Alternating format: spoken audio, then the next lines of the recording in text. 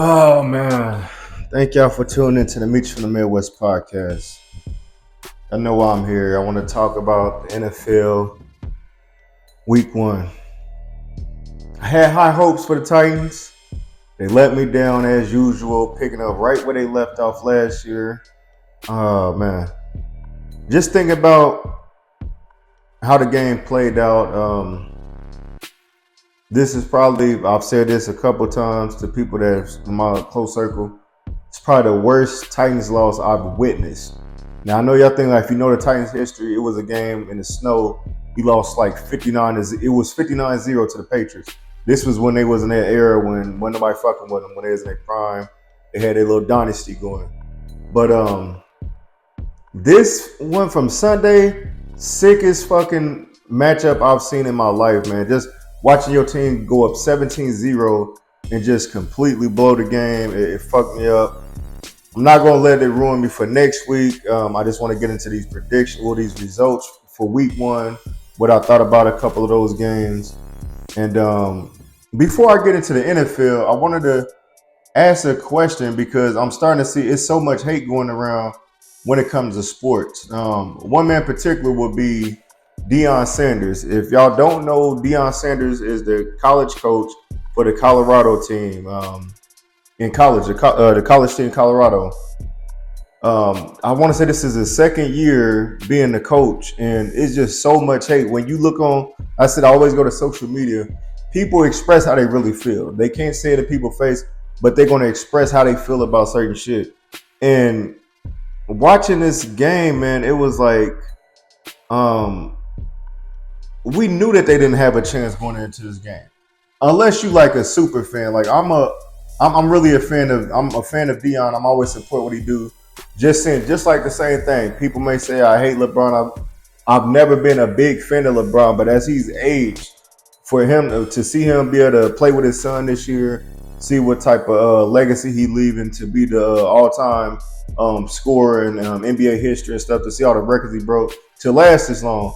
I respect that, man. So I'm a big fan of him now. I wasn't at first, but I am a big fan now.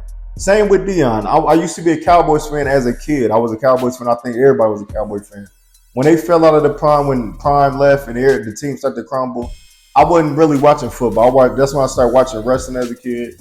Then I got back into football when the Tennessee Titans came around. Like the year, like when they got to the Super Bowl, that year I was already a fan of Steve McNair. So I started following him. I said, "This is my new team. This is what I'm working with." Never looked back. But I just what is the hate with Deion? Why does everybody hate him? For one, he's not on the field. He's not doing the play. Like he's not making the plays. You feel me?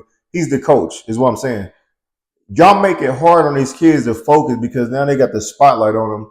But it's just people shitting on them just because they're tired of Deion Sanders. Deion ain't never been in no allegations. He ain't been in no funny shit, no funny business. Straight edge dude, man. He don't smoke, don't drink. He don't even cuss, man. Like y'all don't respect certain people, man. So I just want to say before I got into the NFL, stop with all the Deion hate. It's unnecessary. And Travis Hunter will be a top dude in the league when he gets there. Shador Sanders will be a top dude. Shiloh Sanders will be a top dude. And Deion Sanders will get a coaching spot in the NFL. I really do believe that. But I just want to say, man, stop all the hating. If you don't like the Cowboys, then okay, I get it. But when it comes to Deion Sanders, man, like chill out, man. Let that man coach and hope that he can get his kids to the playoffs, to his kids to the playoffs, and make their stock rise and the rest of the team when it's time for them to go to the NFL, man. So that's all I wanted to say. Let's get into these results of the game. Thursday night, last Thursday, we had Baltimore and Kansas City. The Chiefs won that. Eagles beat Green Bay Packers. Key thing happened there was Jordan Love got injured at the end of the game. Great game. There was a back and forth game. He got injured at the end of the game. I want to say they were down already anyway, but he's out for 3 to 4 weeks. Something like a torn MCL or something like that, strained or something like that. But he's gonna rest for a minute. Pittsburgh pulls off the win over Atlanta. Buffalo comes back and beats Arizona. The Bengals get beat by the Patriots out of all people.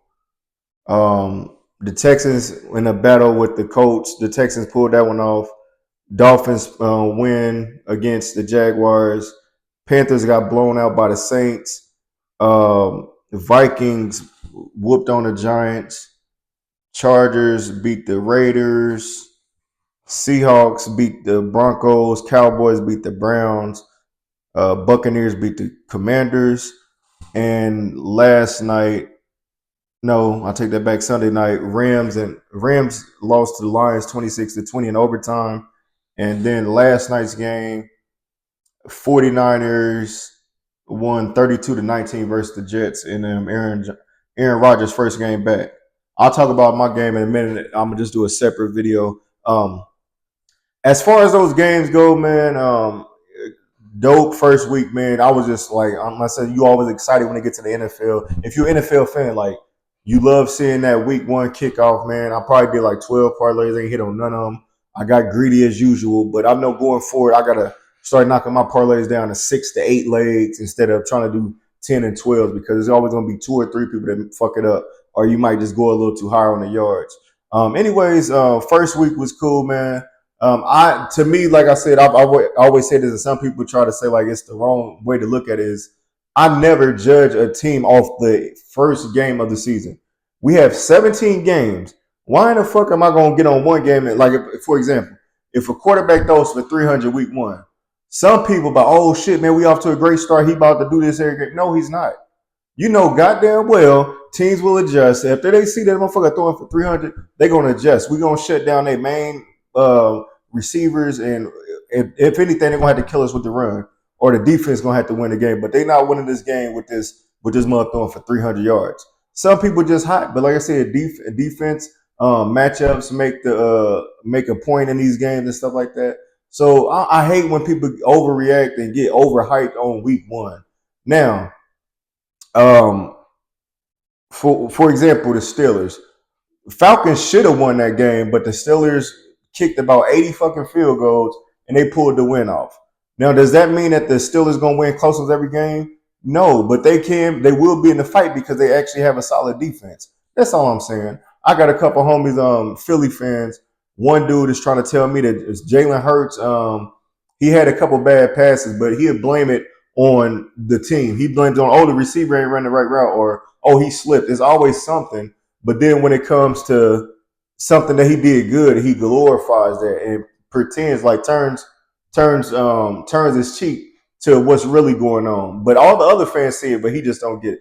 He don't see it. I don't understand it. But like I said, I know some of y'all super fans, man. Do y'all thing, but like, man, come on, be realistic, man. We all grown here. As far as that, man, like I said, week one was back. I enjoyed all the games. I watched my team play the Bears. I watched a little bit of the Cowboys and the Browns. Deshaun Watson looks horrible. I know that I feel like he came into a bad situation with the offensive line not being up to par to block for him. But I also believe that with all those allegations that was against him, all that stuff he had to pay off for, all the text messages and everything that came out, he knows what really happens. I think that his conscience is eating him alive and it's making him go out there and he just don't look like himself. It's like you fucked up and now they took your superpowers away. That's what it looked like to me. I haven't really personally seen him come back and have a good game. I know they played the Titans. I think they beat us, but that was us last year. We weren't no good at all. That was the main game I see. And then the Rams and the Lions game, it was a back and forth game. I ain't watched that fourth quarter, so I didn't see how that game ended. But then last night with the Jets and the 49ers, the 49ers look back to the same where they picking up where they left off in the Super Bowl. Even though they didn't win, they had to play the close game.